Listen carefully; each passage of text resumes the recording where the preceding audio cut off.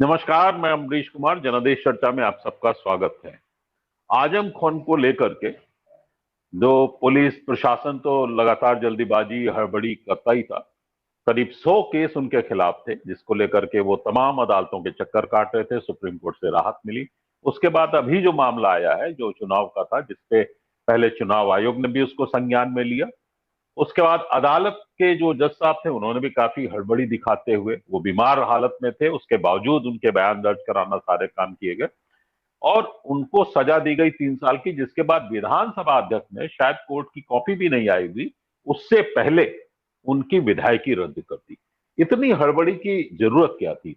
प्रज्ञा ठाकुर से लेकर के तमाम सांसद, संगीत सोम तक का नेता है हमारे पास, प्रवेश वर्मा से लेकर के ठाकुर तक, जो तरह तरह की बातें करते रहते हैं। लेकिन आप ठीकरा फोड़ते हैं एक व्यक्ति पर, जिससे लगता है कि हिंदू मुसलमान का मुद्दा बढ़ेगा, ध्रुवीकरण होगा और भारतीय जनता पार्टी को उसका फायदा मिलेगा। सिर्फ इस वजह से एक बीमार व्यक्ति के खिलाफ आपने हड़बड़ी में जो कार्रवाई की है, उसी पे हम बात करेंगे। हमारे साथ जो मेहमान हैं, उनसे आपका परिचय कराते हैं। हमारे साथ वरिष्ठ पत्रकार हिसाम सिद्दीकी जी हैं, लखनऊ से हैं। अरुण त्रिपाठी जी हैं, हरजिंदर हैं, प्रदीप श्रीवास्तव हैं, अनिल सिन्हा जी हैं और सामाजिक विश्लेषक रवि यादव जी हैं। शुरुआत मैं हरजिंदर जी आपसे ही करना चाहूंगा। इस पूरे मामले पे जिस प्रकार की हड़बड़ी, मुझे याद आ रहा है मोदी जी ने कहा था प्रज्ञा ठाकुर के लिए कभी माफ नहीं कर पाऊंगा, लेकिन क्या किया उन्होंने मुझे आज तक नहीं पता चला। आजम खान को लेकर जिस प्रकार कार्रवाई हुई है, वो एकदम लगता है, साफ साफ लगता है भेदभाव वाली कार्रवाई। जी जी, वो असल में अलग कैटेगरी है कि जिसमें माफ नहीं कर पाएंगे तक सीमित रहता है, और दूसरी कैटेगरी है जिसको हर कीमत पर सजा देनी ही है। दरअसल मुझे मतलब इसकी डिटेल में और इसके उसमें जाना पड़ेगा। पता नहीं ऐसा क्या है कि उत्तर प्रदेश सरकार जो है आजम खान के बिल्कुल पीछे पड़ गई है। वो मुलायम सिंह यादव के पीछे नहीं पड़ी थी, वो अखिलेश यादव के पीछे नहीं पड़ी, ऐसे बहुत सारे नेता हैं जिनके पीछे नहीं पड़ी। वो आजम खान के पीछे पड़ गई है। आजम खान में उसे क्या खतरा दिखाई दे रहा है, इसको ये एक सोचने वाली बात है, क्योंकि आजम खान पर जिस तरह के मुकदमे हुए, उनके ऊपर मतलब यहाँ तक कि बकरी चोरी तक का मुकदमा हो गया और मुर्गी चोरी तक का मुकदमा हो गया, भैंस चोरी, किताब चोरी, सब तरह की चोरियां उन पर लगा दी गई। हर तरह के मुकदमे उनके ऊपर हुए। उससे काम नहीं चला तो हेट स्पीच को लेकर उनके खिलाफ चला और उस पर सजा भी दिलवा दी गई। हेट स्पीच का मामला ऐसा है कि जिसके ऊपर एफआईआर दायर हो जाए और पुलिस जो है चार्जशीट बना दे और सब कुछ वाटर टाइट मुकदमा कर दे तो वो हो जाता है। बाकी जो होते हैं उनके खिलाफ ढीला ढाला चलता रहता है। तरह तरह के लोग हैं। ऐसे लोग भी हैं जिन्होंने बहुत ही आपत्तिजनक नारे लगाए। इवन आप याद कीजिए कि जंतर मंतर पे जो है राम राम चिल्लाएंगे वाले जो नारे लगे हैं, उन नारे लगने वालों पे क्या हुआ आज तक? आप बताइए, कोई आपके पास खबर हो कि उनके खिलाफ कुछ हुआ, उनके खिलाफ मुकदमा चार्जशीट दायर हुई, उनके खिलाफ कुछ हो रहा है? वो सिर्फ इनके खिलाफ हुआ है और अब इनकी सदस्यता भी रद्द कर दी गई है। तो जो आजम खान की राजनीति है उसको हर तरह से खत्म करने की कोशिश की जा रही है और उनके परिवार को भी उसी में परेशान किया जा रहा है। तो मुझे लग रहा है कि ये आजम खान के खिलाफ ये जो कदम उठाए जा रहे हैं, इससे एक नैरेटिव तैयार किया जा रहा है कि एक खास वर्ग और एक खास समुदाय के खिलाफ ये सरकार कितनी सख्ती बरत रही है। लोगों को वो ये संदेश देना चाहती है, अपने मतदाताओं को ये संदेश देना चाहती है, और मुझे इसमें कोई तुक नजर नहीं आता किसी भी तरह का। जी हिसाम जी, मैं आपके पास आऊंगा। सरकार सिर्फ यही नहीं कर रही, बदला ही नहीं लेती है, बदला करते हो दिखते इसका भी इंतजाम करती है। इसलिए खबरें भी इस तरीके की आती हैं, जो आप भी आज बता रहे थे कि शायद वो उनकी सदस्यता, राजनीति सब खत्म कर देगी। इस प्रकार की भी खबरें हैं। इसका क्या मकसद है? जी हिसाम जी। देखिए, मतलब तो बहुत साफ है, जैसा हरजिंदर जी ने कहा है।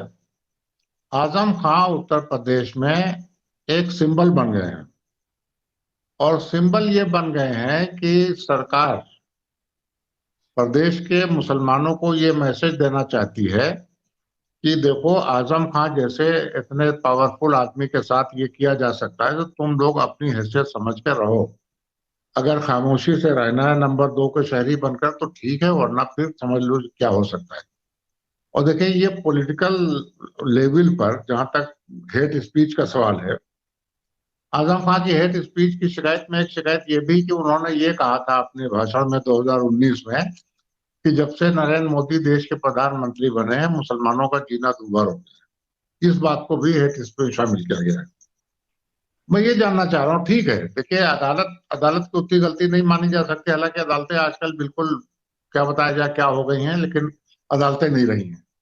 लेकिन अदालत तो सजा देती है पुलिस के जरिए लाए गए केस और सबूत के बिना पर। पुलिस ने सबूत ऐसे दिए कि अदालत ने उनको सजा दी। अदालतों में एक गड़बड़ी जरूर हो रही है। हमको हैरत होती है कि पिछले कम से कम 8 साल से 9 साल से देश में सुप्रीम कोर्ट से लेकर के नीचे तक सुप्रीम कोर्ट ने सिर्फ एक मामले में 100 मोटो नोटिस लिया, वरना पहले अदालतें 100 मोटो नोटिस लिया करती थी, जो अब नहीं लेती हैं। अब रही बात हेट स्पीच की, अभी 2022 का, ये तो 2019 का मामला है आजम खान का, 2022 का असेंबली चुनाव जब शुरू हुआ और उसकी मुहिम शुरू करी है प्रधानमंत्री ने सहारनपुर से, तो उन्होंने अपने भाषण में बहुत जोर लगाकर ये बात कही 2-3 बार कि क्या आप लोग वोट देते समय मुजफ्फरनगर दंगा भूल जाएंगे। ये क्या था? इसी उत्तर प्रदेश में शमशान और कब्रिस्तान की बात किसने की? ये क्या हेट स्पीच में नहीं आता ये सब? लेकिन नहीं, वो चूंकि इलेक्शन कमीशन है और इलेक्शन कमीशन भी आज तक आजकल बाकी और संस्थाओं जो संवैधानिक संस्थाएं उनकी तरह बिल्कुल सरकार की गुलामी में लग गया है, इसलिए है इलेक्शन कमीशन को इन चीजों पर कार्रवाई करने की कभी सोची नहीं गई उनके यहाँ। कर भी नहीं सकते, प्रधानमंत्री के खिलाफ कार्रवाई क्या करेंगे, लेकिन नीचे वालों के खिलाफ तो कर ही सकते थे। हमारे देश के होम मिनिस्टर साहब ने 2017 में उत्तर प्रदेश में कहा था कि ये जो कांग्रेस, समाजवादी पार्टी और बीएसपी है, ये कसाब है। ये बाकायदा उन्होंने बयान दिया था कि ये कसाब है, मतलब उन्होंने दहशतगर्दी से इन तीनों पार्टियों को जोड़ा था। अगर अगर आप सोचिए, जरा सा तस्वुर करिए कि अगर कुछ बिगड़े नौजवानों ने इन तीनों पार्टियों को कसाब समझ के इनके लीडरों पे हमले शुरू कर दिए होते उत्तर प्रदेश में, तब क्या होता? हो सकता था लोग बहुत जल्दी जज्बात में बहते हैं कि साहब ये तो कसाब है, इनको मारो। तो ये उन्होंने किया था। फिर दिल्ली की असेंबली इलेक्शन में क्या नारे लगाए थे परवेश वर्मा ने और अनुराग ठाकुर ने? अनुराग ठाकुर को तो वो हो गया, तब फौरन उनको प्रमोशन मिल गया, स्टेट मिनिस्टर ऑफ स्टेट से कैबिनेट हो गए। और इलेक्शन कमीशन बिल्कुल अंधा बहरा बैठ करके वहां सुनता रहा। इलेक्शन कमीशन ने कुछ भी नहीं किया। मुजफ्फरनगर के दंगों के मामले में जिन 2 लोगों पर साबित हुआ कि इन्होंने नफरत फैलाई, एक संगीत सोम, उनको 800 रुपए का जुर्माना करके छोड़ दिया गया, और दूसरे विक्रम सैनी खतौली के विधायक हैं, उनको भी मामूली सजा दे करके अदालत ने कहा कि इनको छोड़ा जाता है। तो ये जो हो रहा है, इससे ऐसा लगता है कि जैसे हेट स्पीच में कार्रवाई हो रही है सिलेक्टिव बेस पर।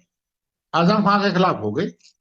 अब जहां तक आजम खान का ये कहना है कि जब से प्रधानमंत्री नरेंद्र मोदी बने देश का मुसलमानों को जीना दुश्वार हो गया है, इसके सबूत भी तो बीजेपी ही बार बार दे रही है। क्या मुसलमानों को जीना दुश्वार कर दिया हमने? हम मुसलमान तो कह नहीं रहे। अभी 1 हफ्ता नहीं हुआ है, आप असम में 3 लोगों ने कहा कि हम असम में जो असमी मुसलमानों का कल्चर था उसका एक म्यूजियम बनाएंगे, और उसका नाम उन्होंने रख दिया मियां म्यूजियम। तो जिन साहब ने मकान दिया उन पर, जो उस कमेटी के जनरल सेक्रेटरी थे उन पर, और जो उस कमेटी के और मेंबर थे, 3 लोगों को यूएपीए में गिरफ्तार किया गया है। आप मुझे बताइए यूएपीए कहां से लग सकता है ऐसी चीजों में? लेकिन लग गया है, और अदालतें भी खामोश हैं। किसी अदालत में जब जाता है यूएपीए का मामला, पिछले कई सालों से हम देख रहे हैं कि कभी भी अदालत ये नहीं पूछती कि भाई इसके खिलाफ जुर्म क्या है, क्या इसका इस क्वांटम का जुर्म है कि यूएपीए लग सके। नहीं, वो यूएपीए मान के मुकदमा चलाना शुरू कर देते हैं, और इसलिए शुरू कर देते हैं कि यूएपीए लगता ही मुसलमानों के खिलाफ है। तो अगर उन्होंने ऐसा कह दिया आजम खान ने, तो मुझे लगता है कि इसका सबूत तो बार बार सामने आ रहा है, इसमें कुछ कहने सुनने की जरूरत ही नहीं है। आज भी आ रहा है, जिस तरह हो रहा है। एक अमरीश कुमार के खिलाफ शाम को रिपोर्ट लिखती है, पुलिस में लिखाई जाती है कि अमरीश कुमार ने ये गड़बड़ की है। पुलिस उसकी इंक्वायरी के लिए भी अभी शुरू नहीं कर पाती, सुबह मकान तोड़ दिया जाता है। ये कौन सा भाई कानून है? आप पुलिस की इंक्वायरी तो होने दीजिए।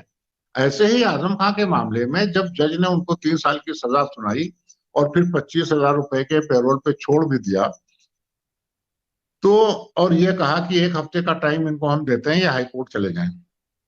अब हमारे स्पीकर साहब ने 1 हफ्ते का वो जो टाइम है उसको भी नहीं इंतजार किया, उन्होंने फौरन राती राता मंगा करके रिपोर्ट, हमने सुना ईमेल पे रिपोर्ट वो मंगाएगा जज्बा उसका जजमेंट, और सुबह उन्होंने रामपुर की सीट को वैकेंट डिक्लेयर कर दिया और चुनाव कमीशन को चिट्ठी लिख दी कि 6 महीने में चुनाव करा दिए। अब आप बताइए कि अगर हाईकोर्ट से आजम खां को रिलीफ मिल गई, तब स्पीकर साहब के ऑर्डर का क्या होगा? इतनी जल्दबाजी में जो किया गया। तो ये लोग सिर्फ करते नहीं है, ये लोग, जैसा अभी आपने कहा कि ये लोग दिखाते भी हैं, ये लोग अपने वोटर्स को दिखाते भी हैं कि देखिए हम मुसलमानों के खिलाफ ये कर रहे हैं, आप हमारे साथ रहोगे तो हम मुसलमानों को ठीक करते रहेंगे। और लोग उनके साथ जुड़ते हैं, ऐसा नहीं है। बहुत सारे लोग असर लेते हैं, आखिर जितने भर का इलेक्शन में वोट ले आते हैं तो लोगों से ही लाते हैं। तो ये जो चीजें हो रही हैं, इससे ऐसा लग रहा है कि एक जो बहुत बड़ा नुकसान हो रहा है कि वो ये हो रहा है कि हमने और भी पहले कहा इस बात को कि मुसलमानों में मायूसी की भावना पैदा हो रही है, और मायूसी का शिकार कोई भी कौम या कोई भी तबका ना अपने लिए ठीक होता है ना देश के लिए ठीक होता है। उसको मायूसी के शिकार नहीं होने देना चाहिए, और ये इसलिए भी हम कह रहे हैं कि ये लोग कर रहे हैं जानबूझकर। आप देखिए आजम के खां के साथ साथ एक दूसरा मामला कल आया है अफजाल अंसारी का। अफजाल अंसारी पूर्वांचल के उतने ही पॉपुलर लीडर हैं, मुसलमानों और हिंदुओं दोनों में, खाली मुसलमानों में नहीं। वो सीपीआई से उनका करियर शुरू हुआ, कई बार एमएलए रहे, एमपी रहे, दूसरी बार एमपी हैं। कि उनकी बीवी के नाम जो मकान है लखनऊ में, कल वो सील कर दिया गया गाजीपुर पुलिस के जरिए, ये कह करके कि अफजाल अंसारी के खिलाफ गैंगस्टर एक्ट का एक केस है। अब अफजाल अंसारी का ये कहना है कि हमारे खिलाफ गैंगस्टर एक्ट जिस मुकदमे में लगाया गया था, मर्डर का मुकदमा था, वो मुकदमा हम छूट चुके हैं, उस मुकदमे में हम बरी हो गए, मुकदमा नहीं चल रहा है। तो जो बुनियाद थी गैंगस्टर एक्ट लगने की, जब वही खत्म हो गया जो उनका क्लेम है, तो फिर ये मकान सीज करने की कार्रवाई क्यों? लेकिन साहब उस मकान सीज किया गया है, उनको कहा गया अपना जाइए, आपका मकान, आप गैंगस्टर हैं, आपका मकान सीज किया जाता है। तो ये मैसेज पूरे प्रदेश में दिया जा रहा है कि देखिए मुसलमानों को कि भाई अगर हम आजम खां और अफजाल अंसारी को ठीक कर सकते हैं तो तुम्हारी कोई औकात नहीं है, तुम लोग अपनी हैसियत में रहो तो रहो चुपचाप, वरना सबके खिलाफ कार्रवाई होगी। ये हो रहा है जी। डॉक्टर रवि यादव अपने को अनम्यूट करिएगा। बहुत दिन बाद मुझे जब ये सतीश महाना वाला मामला आया सामने, केसरीनाथ त्रिपाठी की याद आ गई। केसरीनाथ त्रिपाठी का जो दौर है वो याद आ गया फिर से। बहुत दिन तक शांति छाई थी, लेकिन अचानक जो सारा मामला हुआ, और आपको ध्यान होगा जो दल बदल की तरह तरह की अद्भुत व्याख्या की थी केसरीनाथ त्रिपाठी ने, उसी तरीके का काम सतीश महाना ने। जी रवि। जी बिल्कुल। मुझे याद है बीएसपी के जो विधायक टूट के आए थे, उनको उनकी संख्या 23 होना चाहिए था, तब उनको वो एक अलग दल के तौर पर मान्यता दे सकते थे और शामिल करवा सकते थे, और वो लास्ट तक 19 विधायक थे। और तमाम तरह की व्याख्याएं करते हुए उन्होंने पूरी सरकार का कार्यकाल पूरा करवा दिया। तो ये आप कोई नई चीज मुझे नहीं लग रहा है। भारतीय जनता पार्टी में आज ये जो कुछ किया जा रहा है, अनैतिकता और लोकतंत्र के विरुद्ध काम करने का जो इनका ट्रैक रिकॉर्ड है, वो पुराना भी उसी तरह से। मैं ये समझ सकता हूं कि इन्होंने अपने एक वर्ग में, जैसा सिद्दीकी साहब कह रहे हैं कि ये सिर्फ मैसेज अपने मतलब मुस्लिमों को देना रहता है को, कि उनके साथ सख्ती की जा सकती है। अगर आजम खां के साथ सख्ती की जा सकती है तो कोई दूसरा आदमी अपने आप को सोच ले कि उसके साथ क्या किया जा सकता है। तो ये मैसेज मैं समझता हूं कि केवल मुसलमानों को नहीं देना होता है।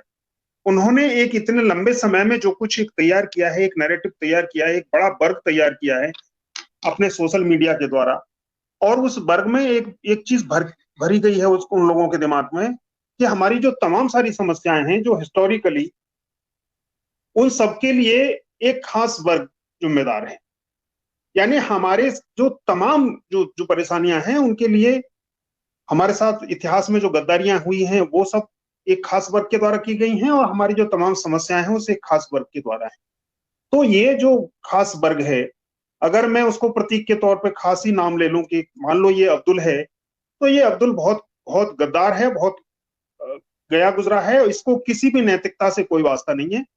और इसीलिए इस गए गुजरे आदमी से, इस खतरनाक आदमी से अगर मुकाबला करना है तो हमारे पास उससे बड़ा एक कमीना आदमी होना चाहिए, तभी हम उस आदमी से मुकाबला कर सकते हैं।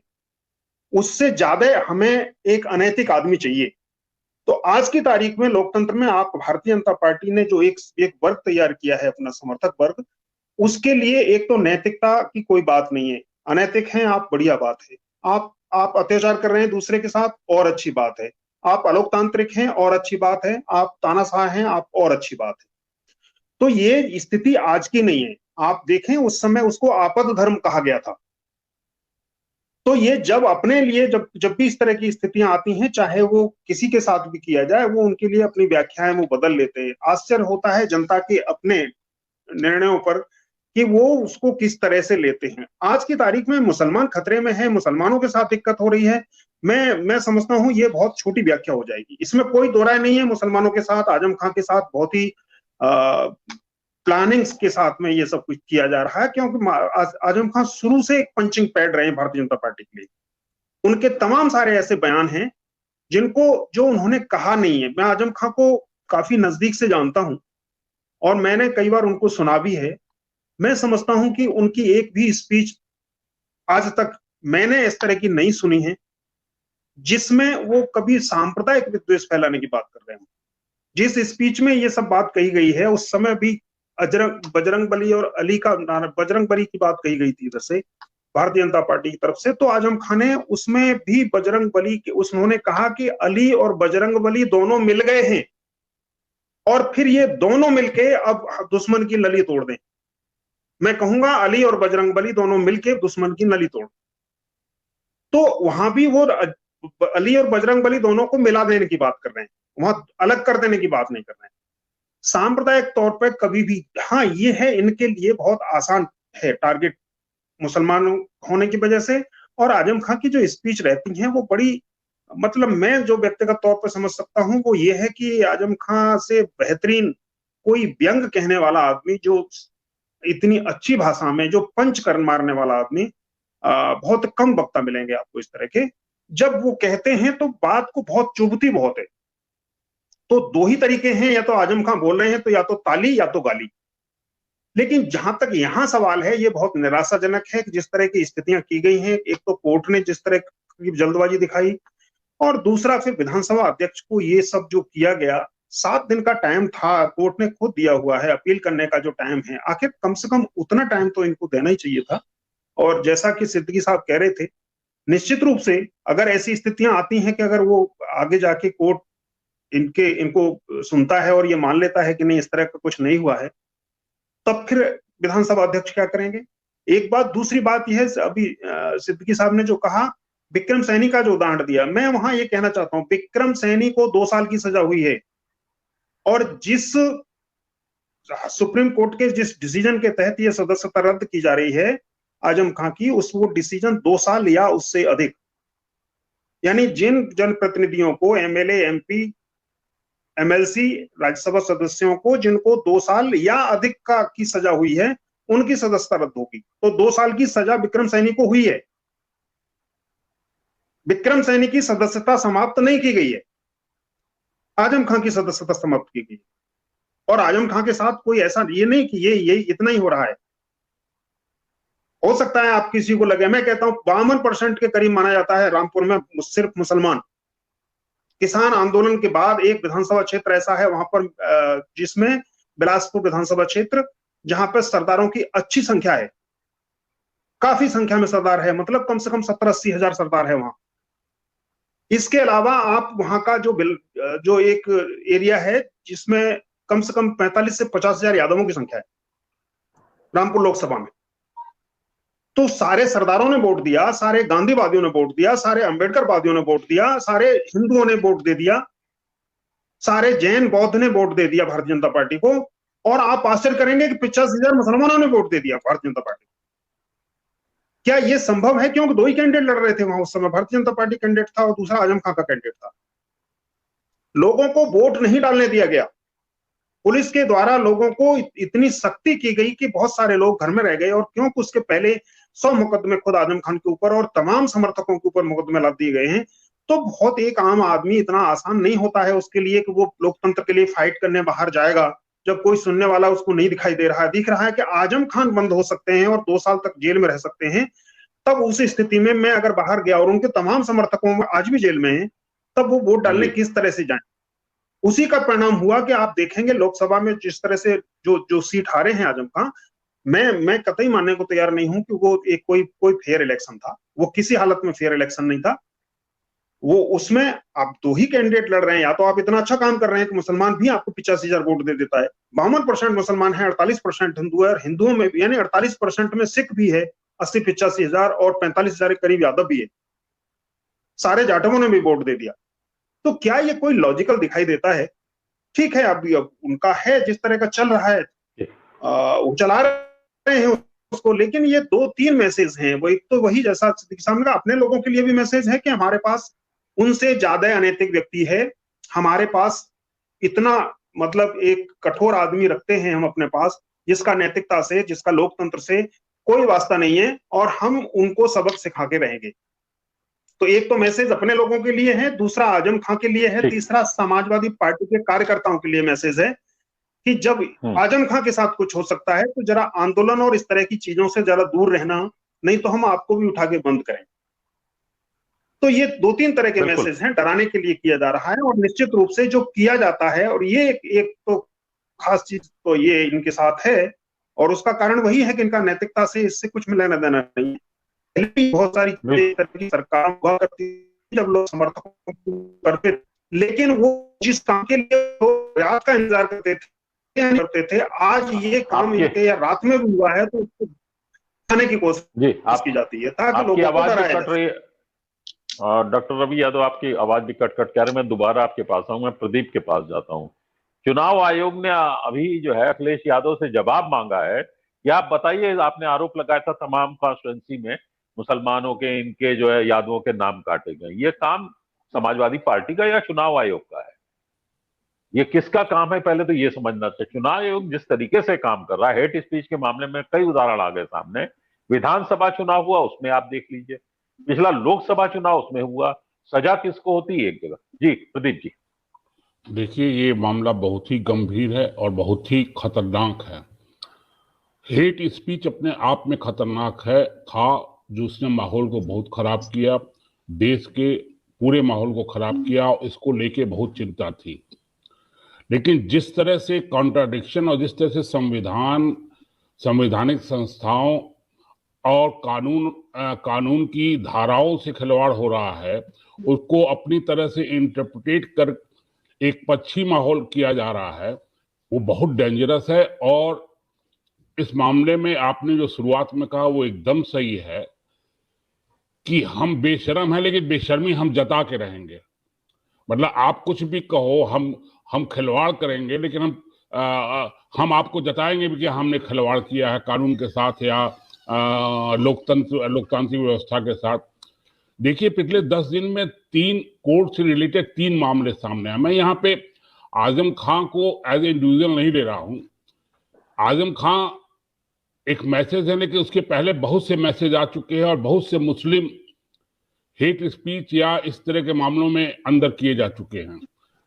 आजम खान चूंकि बड़े नेता हैं, या आप ये कह लीजिए एक पार्टी के वो हैं, इसलिए ये बात हो रही है। और जिस तरह आजम खान की विधायकी नष्ट की गई, वो अपने आप में एक अद्भुत उदाहरण है, क्योंकि कोई भी कोर्ट अपना वर्डिक्ट, लोअर कोर्ट वर्डिक्ट सुनाती है तो उसको अपील करने का मौका देती है। जब तक अपील फाइनल जजमेंट नहीं होता, वो आदमी अपराधी नहीं माना जाता है, जैसा सिद्दीकी साहब भी कह रहे थे। 1 हफ्ते की अपील थी। और एक चीज और है, जो लोग कोर्ट के जानकार हैं उनको मालूम है कि जजमेंट एक पल में नहीं मिलता है। आपको आज फैसला होगा जजमेंट लेने में, आपको 24 घंटा में लग जाएगा, टाइप होता है, ये होता है। और अगर आप कुछ देर पेशकार उसकार से कहीं आपकी सिफारिश चले तो फिर आप जल्दी से जजमेंट ले लेते हैं। तो जजमेंट पूरा जो है, और पूरा जजमेंट पढ़े बिना स्पीकर अगर डिसीजन ले रहा है तो ये भी अपने आप में कमाल की चीज है।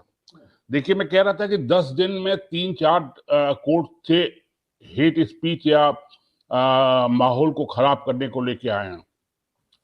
ये इत्तेफाक है कि 20 या 21 अक्टूबर को सुप्रीम कोर्ट ने उत्तर प्रदेश, उत्तराखंड और दिल्ली सरकार को नोटिस जारी की। नोटिस जिस याचिका पर जारी की गई, आप देखिए जरा कॉन्ट्रडिक्शन देखिए, और देखिए कैसे वो कोई शाहीन अब्दुल्ला हैं, उनकी याचिका थी जिसके वकील कपिल सिब्बल हैं। शाहीन अब्दुल्ला ने अपनी याचिका में कहा कि मुस्लिम समुदाय को लेके जिस तरह से हेट स्पीचेज आ रहे हैं उससे देश के लिए बहुत खतरा है, सांप्रदायिक माहौल बहुत खराब है। उस पर सुनवाई हुई, जज 2 या 3 जजों की बेंच है, उन्होंने इस पर चिंता जाहिर की, टिप्पणी की कि रियली इस तरह की जो चीज है ये पहले कभी नहीं होती। इसी याचिका के सिलसिले में चैनल को भी उन्होंने आड़े हाथ लिया था कोर्ट ने कि चैनल भी जो जिस तरह की बहस चला रहे हैं और जिस तरह की वो करा रहे हैं वो खतरनाक है। अब देखिए मजाक, देखिए उसके बाद गवर्नमेंट की तरफ से बयान आता था उसी समय के न्यूज में कि हेट स्पीच की परिभाषा बनाई जाए, हेट स्पीच पे हम कानून लाएंगे, उसकी परिभाषा बनाएंगे। अरे हेट स्पीच आप किसी बच्चे से पूछिएगा, बता देगा कि ये हेट स्पीच है।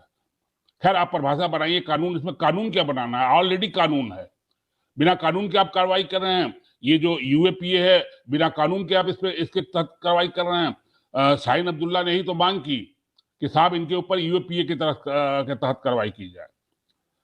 तो इन्होंने दिल्ली, उत्तराखंड और यूपी को मुस्लिम के खिलाफ हो रहे हेट स्पीच को लेके याचिका थी। कपिल सिब्बल से कोर्ट ने पूछा भी क्या मुस्लिम के खिलाफ ही हेट की जा रही है या दोनों तरफ से? कपिल सिब्बल ने कहा दोनों तरफ से हो रही है। लेकिन जो हम देख रहे हैं, आप देख रहे हैं, अब आप देखिए कितने कॉन्ट्रडिक्शन है। नुपुर शर्मा या 50 नाम आप भी गिना देंगे, उनके खिलाफ एफआईआर हुई, क्या अभी तक कार्रवाई हुई? नवीन जिंदल वगैरह 50 नाम है। प्रवेश वर्मा सांसद बीजेपी, जिनका नाम आप लोगों ने लिया, उन्होंने जो हेट स्पीच दिया, कहा कि आर्थिक बहिष्कार मुसलमानों को करना चाहिए। कितनी बड़ी बात है ये।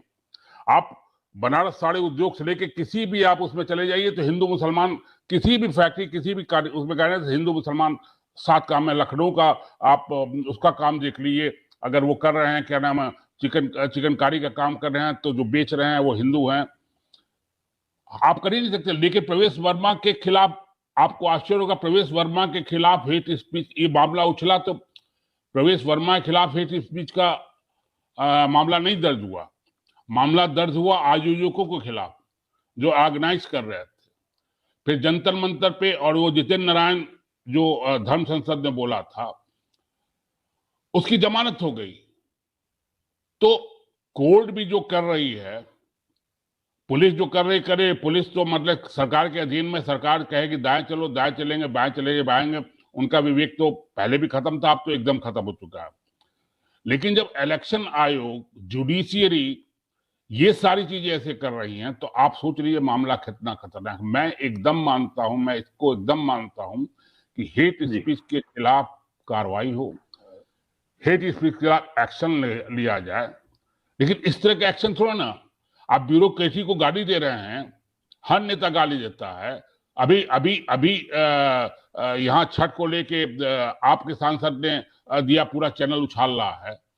वो हेट स्पीच पे तो आएगा नहीं, लेकिन हेट स्पीच का इसका भी आजम खान के खिलाफ अंश बनाया गया। तो इसलिए आप ये जो आजम खान के खिलाफ इस तरह जो कार्रवाई हुई है, ये हेट स्पीच का मामला कतई नहीं है मेरे नजर से। ये पॉलिटिकल मामला है। गुजरात के इलेक्शन होने वाले हैं, हिमाचल के इलेक्शन, हिमाचल में तो नहीं कोई ऐसी बात है। ये एक तरह से वही जो अभी कोई कह रहा था, सिद्दीकी साहब या कोई कह रहा था कि ये जताना है कि हम ये करें, ये भी एक पॉसिबिलिटी है। लेकिन आप ये देखिए, अच्छा अभी एक, हाँ, तीसरा डिसीजन आया। अभी एक हिंदू संगठन कर्नाटक के केशव मूर्ति कोई है, उन्होंने कहा कि जो कुरान पढ़ते हैं वो आतंकवादी होते हैं। अब इससे बड़ा हेट स्पीच क्या होगा। और जी, एक सीजन और आया जिसमें कि एक चैनल ने, चैनल का नाम मैं लगता है उदाहरणों से बचा जाए प्रदीप, तरह तरह के उदाहरणों से बचा जाए। पता चला कि मैं केस बता रहा हूँ। नहीं, मुझे नहीं लगता कि आप केवल आजम खां पे डिबेट करा के इस मामले को देख नहीं, मैं कह रहा हूं ऐसे उदाहरण से बचा जाए कि बंदा आपके खिलाफ भी हेट स्पीच का कोई मामला हाँ, दर्ज हो आप जाए। सही कह रहे हैं। ये आप भावनाएं कब कन्याकुमारी में आहत हो जाए या गोंडा जिले में किसी की भावना आहत हो गई तो आपके खिलाफ मुकदमा कर देगा, बलिया में भी। ये ध्यान रखिए बस। मैं नाम इसीलिए मैं ले रहा हूँ। एक चैनल पे भी 50,000 का मुकदमा, भाई ये तो कोर्ट की वो है, हाई कोर्ट का डिसीजन है। 50,000 का लगा, केवल 50,000 का। और जो हैकेट जो एंकर बोल रहा था, एंकर पे लगा है, जो एंकर का भाषण कोट किया गया, वो तो मतलब गजब है। वो तो नेताओं से भी बढ़ के हैट्रेट फैलाने वाला है। तो इसलिए मेरा मानना है कि हेट स्पीच 10 साल में जो बढ़ी, 5 साल में सुप्रीम कोर्ट कह रहा है कि मैंने, सुप्रीम कोर्ट का ये टिप्पणी है कि मैंने ऐसा अभी आज तक नहीं देखा था। तो इसका मतलब है कि पानी सर के ऊपर चढ़ गया है। और उसको हम किसी उदाहरण से न लेके, अगर इसके खिलाफ कुछ नहीं हुआ, जो एक तरफा चल रहा है, तो ये स्थिति बड़ी खतरनाक है। जो सिद्दीकी जी ने कहा, मैं एकदम इत्तेफाक रखता हूं कि मायूसी बहुत खराब चीज होती है। बिल्कुल। अनिल जी अपने को अनम्यूट करिएगा। हेट स्पीच के खिलाफ ऐसी कार्रवाई कि समाज में हेट फैल जाए, ये इसका तो मकसद होता है। जी, तो उद्देश्य वही, हेट स्पीच का उद्देश्य क्या है? ये कि मुसलमानों को आप आइसोलेट करिए पब्लिक स्पेस से, उनको, उनके बारे में आप इमेज बनाइए। और ये सिर्फ हेट स्पीच से थोड़ी, आप जो बुलडोजर वाला नैरेटिव है, या पूरी नैरेटिव या पूरी संस्थाएं, उसका क्या नैरेटिव है? यही नैरेटिव है।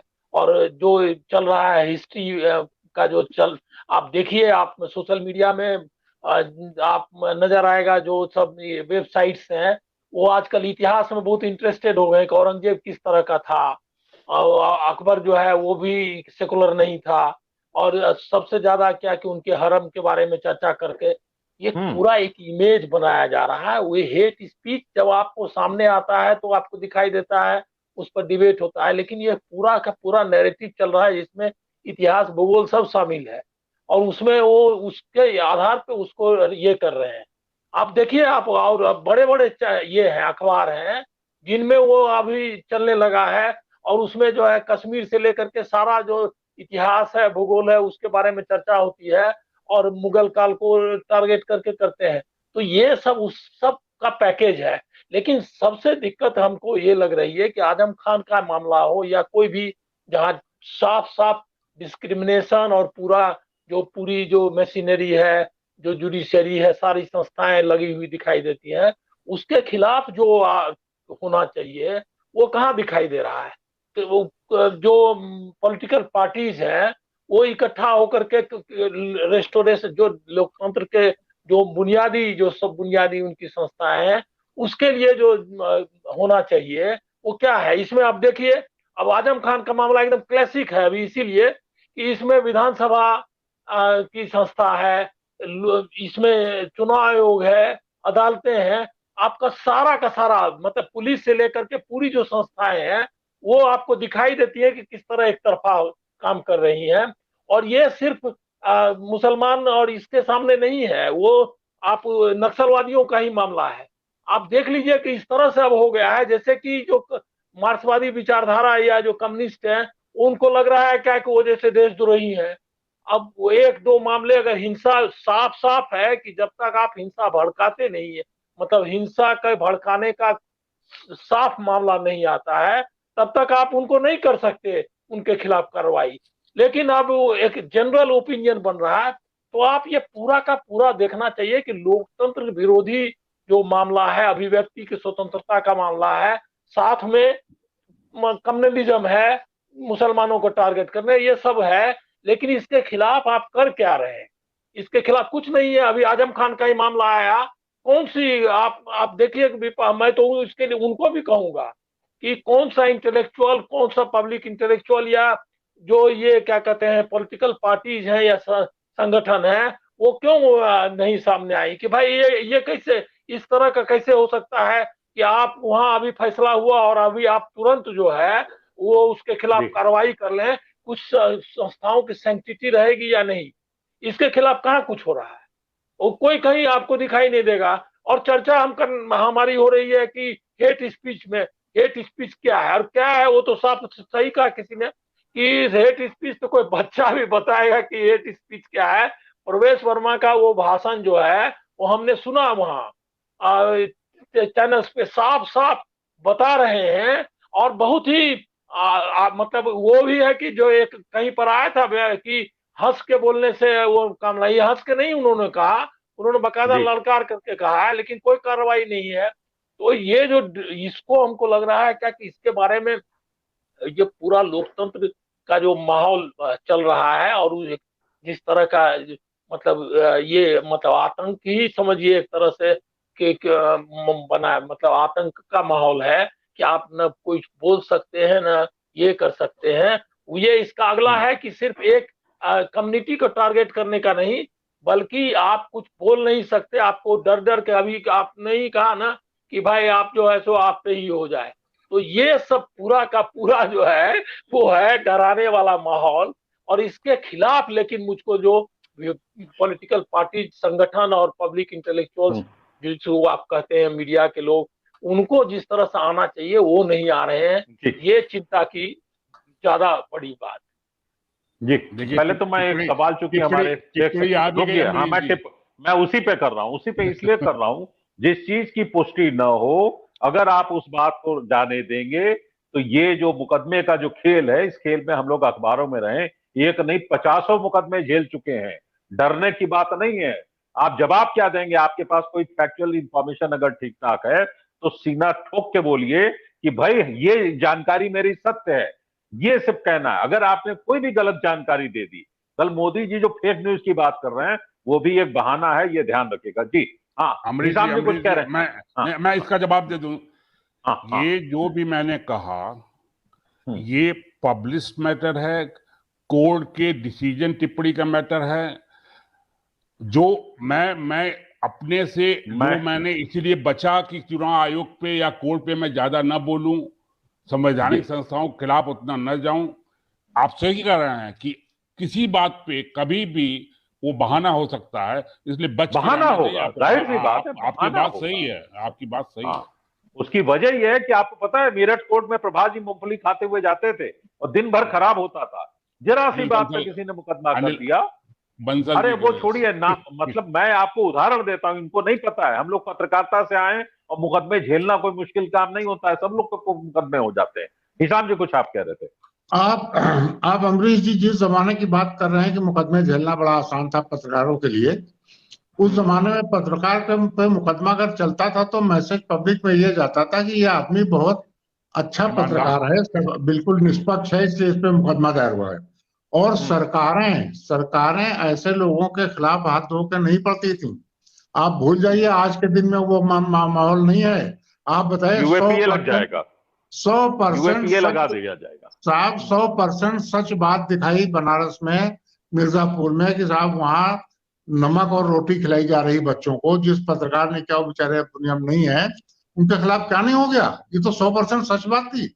ऐसे कई मामले। तो आज की तारीख में आप ये मत सोचिए कि, आप ये सोचिए कि कल शाम सिद्दीकी जेल जाएगा तो आप मिलने आएंगे कि नहीं आएंगे, डर के मार के भाई आप सोचिए हमको आपने बड़ी दूर की बताई। मैं आपके एक सहयोगी की बात बता दूं, बहुत सीनियर जर्नलिस्ट हैं, उनके खिलाफ FIR हुई, वो चीफ सेक्रेटरी रैंक के एक अधिकारी से मिलने गई, 4 घंटा बाहर बैठाया गया उनको, और जिस तरह वो बची हैं, वरना वो मोहतरमा जेल चली जाती। ये हम लोग कल श्रवण जी ने ही हमारे इसी चैनल पे कहा था कि बड़ी जल्दी आप ही पे प्रतिबंध लगेगा, तो ये सब हम लोग झेल रहे हैं। अरुण जी, जी अरुण जी, मैं आपकी टिप्पणी, आपने सबको सुना। जी जी जी जी देखिए, एक बात तो मैं ये कहना चाहता हूँ, जो सभी साथी लोग कह रहे थे, मेरी जो जानकारी है डिस्क्वालिफिकेशन एक्ट के बारे में, वो ये है कि एक बार आप जो है वो आप कन्विक्ट हो जाते हैं और पनिशमेंट दे दिया जाता है, तब स्टे के आधार पर आपका जो है वो एक्शन रोका नहीं जा सकता। इसलिए ये जो आप कह रहे हैं ना कि जल्दबाजी की गई, मुझे ठीक है, अभी रवि जी ने एक और केस बताया जिसमें एक्शन नहीं लिया गया, 2 साल की सजा है। लेकिन जो फैक्चुअल पोजीशन है वो ये है कि एक बार आपको पनिशमेंट हो जाता है तो आपको किसी स्टे के आधार पर आपका एक्शन जो है टाला नहीं जा सकता। वो एक्शन आपका जो है होगा ही होगा, डिस्क्वालिफिकेशन होगा ही होगा। तो एक तो बात ये मैं ऐड करना चाहता हूँ। दूसरी चीज ये है कि जो है वो एक जो पूरा ऑब्जेक्टिव जो लग रहा है, जिसको कि दीनदयाल जी ने कहा भी है कि बेसिक जो ऑब्जेक्टिव है पॉलिटिक्स का और हमारी पॉलिटिक्स का, उसमें ये है कि मुस्लिम्स को हम पॉलिटिकली डिफीट, और डिफीट करने से ये होगा कि फिर हम बाकी जो उनको बदलना चाहते हैं, उनपे जो भी जो है वो तरीके से उनको रखना चाहते हैं, वो सब हम कर सकेंगे। तो ये मुस्लिम्स को पॉलिटिकली डिफीट करने का एक ब्रॉडर कैंपेन है। तो उस कैंपेन में जो है वो आजम खां, क्योंकि उत्तर प्रदेश के कद्दावर नेता रहे हैं और समाजवादी पार्टी एक मेजर चैलेंज के रूप में बीजेपी के लिए रही है, तो वो धीरे धीरे उनको पॉलिटिकली जो है डेसिमेट करना और उनको पॉलिटिकली जो है वो डिसेबल्ड बना देना और एक लाचार बना देना, वो पूरा मामला चल रहा है। अधिकतम मुकदमे उन पे दर्ज हैं, शायद जो है वो आईपीसी की और तमाम कानूनों की शायद ही कोई धारा बची हो जिसके तहत मुकदमा न किया गया हो। और अभी पार्लियामेंट्री कॉन्स्टिट्यूंसी भी जीत ली गई है भारतीय जनता पार्टी द्वारा, और अब कहा जा रहा है कि अब असेंबली कॉन्स्टिट्यूंसी में भी कमल खिलेगा। लेकिन एक बात जो मुझे इस पूरी प्रोसेस में निकल करके आ रही है अमरीश जी, वो ये निकल करके आ रही है कि जैसे जो भी डेमोक्रेटिक इंस्टीट्यूशंस का जो सिद्धांत है, वो एबीडाइसी का जो प्रिंसिपल है, जो भी सेपरेशन ऑफ पावर का जो प्रिंसिपल है, तो विभिन्न संस्थाएं हैं और उसमें शक्तियां विभाजित हैं, और वो शक्तियों के नाते संतुलन भी रहता है जिसमें कि इंडिविजुअल को जस्टिस मिलने की गुंजाइश रहती है। एक संस्था आप पे जुल्म करती है तो दूसरी संस्था से आप कहीं ना कहीं एक जो है वो राहत पा सकते हैं, रेमेडी पा सकते हैं। लेकिन आज जो स्थिति बन गई है वो स्थिति यह है कि एग्जीक्यूटिव नाम की जो संस्था है वो लेजिस्लेचर को भी कंट्रोल कर रही है, वो जुडिशरी को भी कंट्रोल कर रही है, और वो मीडिया या प्रेस को भी कंट्रोल कर रही है। तो ये जो कंट्रोल है, ये डेमोक्रेसी का जो बेसिक प्रिंसिपल है सेपरेशन ऑफ पावर का, उसको वायलेट कर रही है। तो निश्चित तौर पे लोकतंत्र के लिए जो चीजें बिगड़ रही हैं, वो चीजें जो है एक ज्यादा मतलब जो है वो खतरनाक तरीके से बिगड़ रही हैं। अब और ये आजम खां का मामला, जो संदेश सिर्फ समाजवादी पार्टी को ही नहीं है, संदेश सिर्फ जो है वो माइनॉरिटी कम्युनिटी को ही नहीं है, संदेश आप और हमारे जैसे पत्रकारों के लिए भी बहुत बहुत गहरा संदेश है कि आप जो है लिखने, पढ़ने, बोलने में अतिरिक्त सावधानी बरतिए, और ना बोलिए तो बहुत अच्छा है। क्योंकि इब्ने इंसान ने कहा है कि भाई जो है वो हक अच्छा पर हक के लिए कोई और लड़े तो और अच्छा। तुम भी कोई मंसूर हो, सूली पे चढ़ो, खामोश रहो, खामोश रहो। इंसा जी ये लो धागा लब सी लो, खामोश रहो। उनका कहना है सूरज धरती के फेरे करता है, सूरज को फेरे करने दो, खामोश रहो, खामोश रहो। तो आपको तो जो है वो पत्रकारिता करना, और आईपीसी के इतने सारी धाराएं हैं, यूएपीए की धाराएं हैं, तो इतने सारे एक्ट हैं, पुलिस जिस तरह से चाहे लगा दे, जिस तरह से चाहे एविडेंस पेश कर दे, और जुडिशियरी जब जो है वो एक ऐसे परिवेश में काम कर रही है जिसमें मेजॉरिटेरियन पॉलिटिक्स डोमिनेट कर रही है, तो उसके जजमेंट भी जो है वो मेजॉरिटेरियन पॉलिटिक्स को ध्यान में रख करके ही आ रहे हैं। मुझे लगता है कि जुडिशियरी भी एग्जीक्यूटिव से ही बहुत गहराई से जो है एफिलेट हो गई है, उसको आप अलग मान करके बच चलिए। ठीक है, सुप्रीम कोर्ट ने कहा कि हेट स्पीच गड़बड़ है, खतरनाक, लेकिन भैया मेजॉरिटी कम्युनिटी की भी हेट स्पीच खतरनाक होती है, और शायद वो ज्यादा खतरनाक होती है। एक डेमोक्रेसी में जहाँ पे मेजॉरिटी माइनॉरिटी का स्ट्रक्चर है, वहां पे मेजॉरिटी की ज्यादा जिम्मेदारी बनती है कि दूसरे पक्ष को संभाले। लेकिन ये मामला जो है वो ये मामला सिर्फ माइनॉरिटी कम्युनिटी यानी मुस्लिम कम्युनिटी के साथ ही नहीं है। जो आपका जो है अनुसूचित जाति तबका है, जो दलित तबका है, वो भी एक माइनॉरिटी कम्युनिटी है, और उसमें जैसे जो है वो राजेंद्र गौतम ने अपना जो है 22 प्रतिज्ञाओं का मामला कर दिया, तो उसके खिलाफ भी मामला होने लगा। तो बहुत सारी चीजें हैं जिसमें कि आप सोशल कोहेशन, सोशल रिफॉर्म, सामाजिक सद्भाव और अभिव्यक्ति की आजादी और एक स्वतंत्र जनमत के निर्माण की गुंजाइश, ये सारी गुंजाइशें आपकी श्रिंक होती जा रही हैं। अब इसमें जाहिर सी बात है कि जिसको भी समाज को बेहतर बनाना है, किसी न किसी को जेल जाना पड़ेगा, किसी न किसी को अभिव्यक्ति के खतरे उठाने पड़ेंगे, किसी न किसी को जुर्माना झेलना पड़ेगा। क्योंकि गांधी ने बहुत साफ कहा है कि भाई देखिए, जो कानून, तो कानून ही गड़बड़ है, ये कोई जल्दबाजी जो है वो नहीं दिखाई है विधानसभा अध्यक्ष ने, कानून में ही वही प्रावधान है। ये बात अलग है कि सेलेक्टिव यूज होता है। तो कानून को अगर आप गलत मानते हैं, और जिन लोगों ने विधानसभा में ऐसे कानूनों को पारित होने दिया, संसद से ऐसे कानूनों को पारित होने दिया, उनका भी दोष है। तो अभी बहुत लंबी जो है वो जद्दोजहद लड़ाई है। अब हम बहस किन शब्दावली में करें, किन प्रतीकों में करें। प्रदीप जी बेचारे कुछ नाम उदाहरण देने लगे तो उस पर भी रोक की बात होने लगी। कैसे बात की जाए, कैसे लिखा पढ़ा जाए, कैसे विश्लेषण किया जाए, ये एक दुर्गम समय है। तो इसमें जो है वो हम आपको देखना पड़ेगा कि क्या चीजें क्या करवट लेती। लेकिन ये है कि किसी न किसी को तो साहस दिखाना ही पड़ेगा। और आजम खां के साथ जो हो रहा है निश्चित तौर पे वो अन्याय है, वो अनीति है, और उनके साथ खड़े हैं। बिल्कुल। अरुण जी, आप जो जल्दीबाजी की हड़बड़ी की बात कर रहे थे, मेरा सिर्फ ये कहना था, क्या विधानसभा अध्यक्ष को डिस्ट्रिक्ट कोर्ट के सामने बैठ जाना था, जैसे रिजल्ट आए 1 मिनट के भीतर ही कर देते? भाई अगर एक दिन रुक जाते तो कौन सी आफत हो जाती। हमारे गृह मंत्रालय में बैठे सज्जन पे हत्या का मुकदमा देखिए, सोचिए कि हाई कोर्ट किस तरीके से घुमा रहा है, किस तरीके से बैठा हुआ है। हमारे यहाँ हाई कोर्ट जुडिशरी को जल्दबाजी नहीं है। प्रज्ञा ठाकुर का मामला आप देख लीजिए, किसको जल्दीबाजी थी, किसी ने मुकदमा नहीं किया। लेकिन इस मामले की जो पोजीशन है ना वो किसी हायर कोर्ट के स्टे से जो है उसमें पनिशमेंट, वो मेरा कहना है, मैं स्टे की बात नहीं, मेरा सिर्फ कहना है महाना जी रात भर सो जाते हैं, दिन में भी सो के करते तो कोई दिक्कत नहीं होती। ऐसी क्या हड़बड़ी थी? नहीं अमरीश जी मुझे लगता है कि आपके नहीं गुजरात में चुनाव होना। अरुण जी एक चीज हम पूछते हैं आपसे, ये इस पे थोड़ा सा मेरा, कि अगर आप हाई कोर्ट से स्टे होता है तो आपकी बिल्डिंग ढहती है, आपके खिलाफ कोई एक्शन होता है, वो एक्शन स्टे का मतलब होता है कि स्टे यथास्थिति आप बनाए रखें। वो तो खैर वो प्रदीप एकदम मैं आजम खान की बात भी करूं। वो एक्ट की बात उसको छोड़ दी, बहस अलग खींच जाएगी। हिसाब जी कुछ आप कह रहे हैं, मैं आपके एक्ट में वो सही कह रहे हैं अरुण जी, एक्ट में क्लियर है, एक्ट में है वो ठीक बात है। एक्ट अलग, उन्होंने जो बाद में जो उन्होंने कर दिया है वो उसमें ऐसा हो गया है। मैं सिर्फ दो चीजें आप संज्ञान में लाना चाहता हूं। एक ये है कि कल का प्रधानमंत्री जी का बयान है कि देशवासियों, आप लोग सिर्फ नक्सलियों की गन से नहीं, पेन से भी होशियार रहिए, आप समझ लीजिए। और दूसरा फैसला एक ये है कि अब हर देश के हर प्रदेश में एनआईए के ऑफिस खुलेंगे।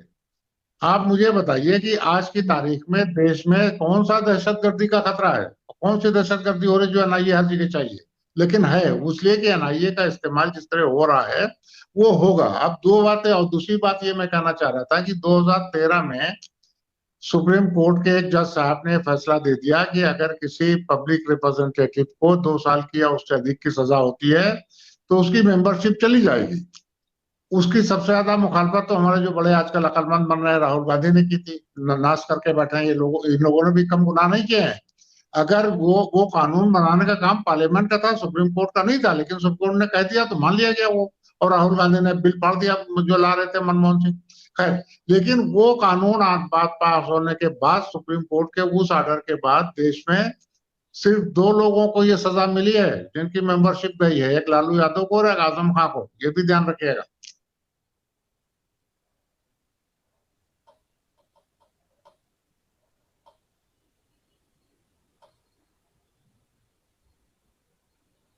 अमरीश जी आवाज आ रही? अमरीश जी म्यूट हो गए शायद। अमरीश जी का मुझे लगता है फ्रीज हो गया है।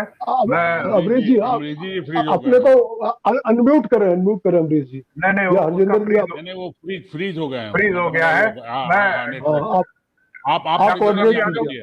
डॉक्टर रवि यादव के पास जाऊंगा, उनकी बात पहले भी अधूरी रह गई थी, तो मुझे लगता है कि वो उसको आगे बढ़ाएं। जी नहीं, आ गए प्लीज। मैं वही कह रहा था, हो सकता है लास्ट का मेरा वो रह गया होगा, मुझे नहीं पता कहाँ से आपको नहीं सुनाई दी थी। मैं सिर्फ यही कहना चाह रहा हूं कि ये मैसेज मुसलमानों के लिए केवल नहीं है, ये मैसेज समाजवादी पार्टी के कार्यकर्ताओं के लिए और विपक्ष के तमाम कार्यकर्ताओं के लिए।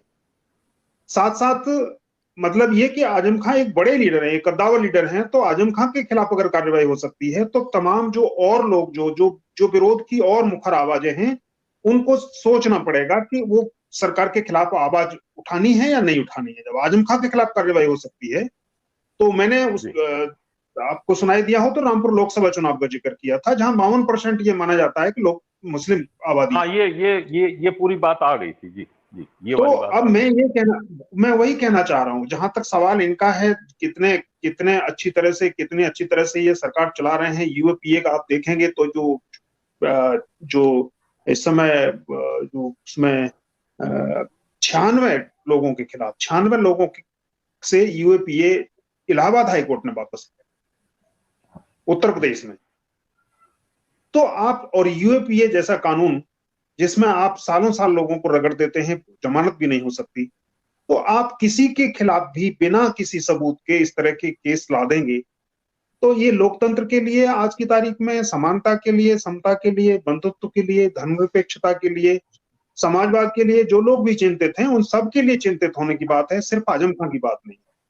और जैसा अभी प्रधानमंत्री जी का जिक्र किया कि उन्होंने कहा है कि केवल बंदूक नहीं कलम भी खतरनाक है, तो फिर ये और सोचने की बात हो जाती है कि कलम या आज जो आप जो डिबेट कर रहे हैं और तो ये सब किस दायरे में आ सकता है, किस समय, तो कितना सुरक्षित है हमारा लोकतंत्र, ये बहुत ही चिंता का विषय है आज की तारीख।